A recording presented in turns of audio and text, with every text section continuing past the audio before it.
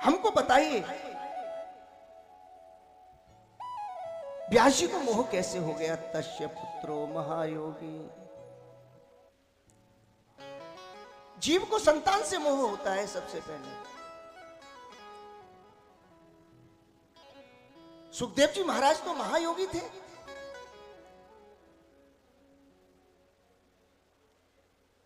ऐसे योगी और व्यासाय विष्णु रूपाय, साक्षात नारायण का अवतार व्यास जी महाराज। बोले नहीं नहीं, सुखदेव जी महाराज ने जिस समय सुखदेव जी महाराज अवतरित हुए तो व्यास जी महाराज को मोह हुआ।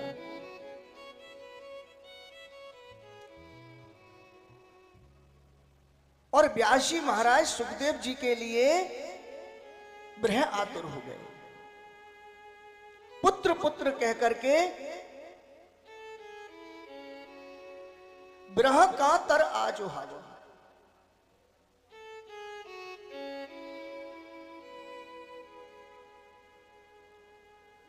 ब्रह से पीड़ित होने लगे।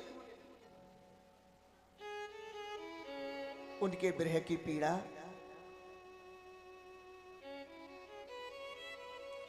कुछ कन्याओं ने दूर की।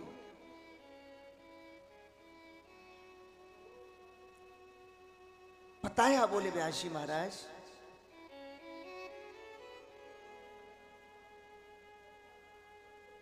आपके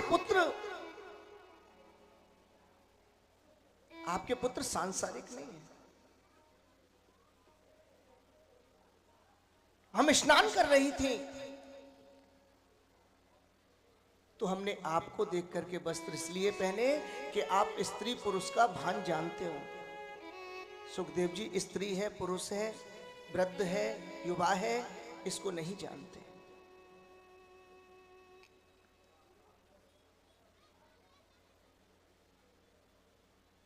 व्यास जी का मोह दूर हुआ।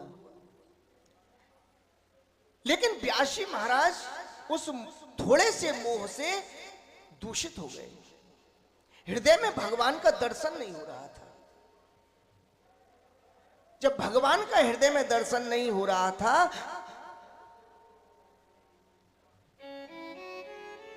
थोड़ा सा मोह हुआ और हृदय से भगवान चले गए। आप लोग तो जीवन पर्यंत हर समय हर घड़ी मोह में ही डूबे रहते हो। तो बताइए कहां से ठाकुर जी से नाता जुड़ेगा आपका? आपका नाता जुड़ेगा कैसे? आप तो हर समय मोह में रहते हो। कथा का निमंत्रण भी पहुंचे तो आपको अपने गृहस्थ से छुट्टी नहीं मिलती।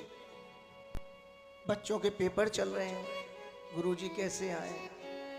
पहले तो खुद ही आना चाहिए, लेकिन खुद ना आकर के जब गुरुजी निमंत्रण भी भेजते हैं तो आप माया से छूट नहीं पाते। आप बताइए आप कितने दूषित हैं। व्यास जी महाराज तो स्वयं व्यासाय विष्णु रूपाय एक थोड़ा सा मोह पुत्र से हुआ कि मेरा पुत्र हुआ, मैंने उसका मुख भी नहीं देखा और पुत्र बन के लिए जा रहा है। थोड़ी सी देर, थोड़ी सी दूर हे पुत्र कह करके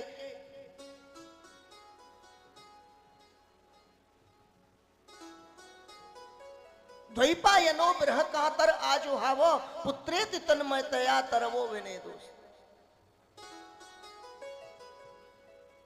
थोड़ी देर के लिए मोह हुआ तो इतने दूषित हो गए। लेकिन आप और हम जो रात और दिन मोह में ही डूबे रहते हैं तो हमारा क्या हाल होगा बताइए।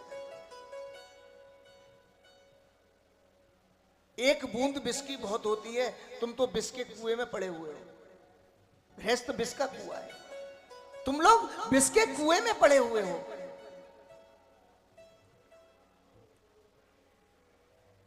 और प्रियजनों